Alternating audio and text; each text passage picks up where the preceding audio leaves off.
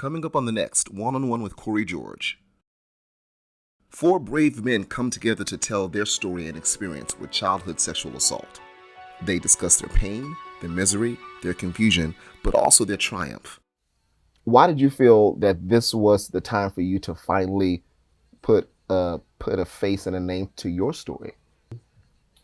I was actually walking around with a whole lot of hurt, and I was dealing with trauma. Okay. Because of it. So anytime that I hear about sexual assault, whether it's through radio, through television, or just hearing someone else's story, it brought back like just memories of my own experience. And so because of that, that's why I decided to just, get over the fear, talk about it so that I can begin that healing process. Our kids, we need to teach our kids to say things when things Absolutely. happen. We got to make them more comfortable with being able to talk to us. And I think that's a lot of the issue, I believe, with kids not coming out, because they're told, you don't say certain things, they just don't feel comfortable.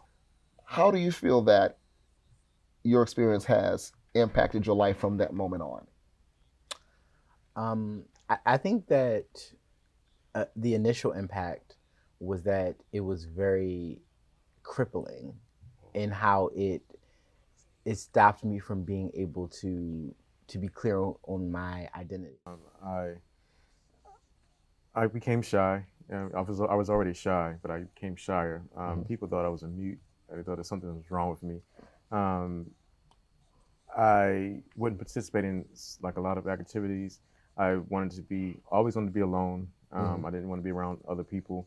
I was also living, I was also told by my abuser if I ever told anyone that I would be on the side of a milk carton box. Even though I felt it was wrong, being with my abuser at the beginning, I fell in love with it and I started liking it. Right. I started loving it. And so at any time I would try to be around them, because I knew something was going to happen. But that's also, I guess, when my depression started as well. What can you tell that person that is just having that hasn't had the first conversation? So just what I've learned here, we all have it's a common thread. We all been through that experience. And so because you all could relate, I feel safe.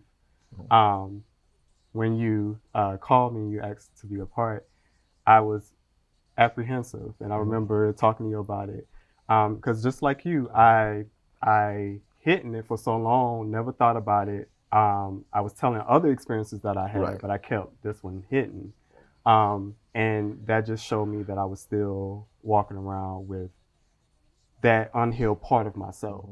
My advice to parents would be like, pay attention to those signs, because that's not, if your child's behavior changes in a way that's drastic, if you know your child is becoming another child, that's not nothing. Absolutely. Don't just like dismiss that and be like, I don't wonder what's wrong with them. Must be a demon. Must be this. Let me just keep praying for them. No, like that is something. Look into that. Like dig into that. Find that. Identify whatever that is, and like take time to like deal whatever that issue is.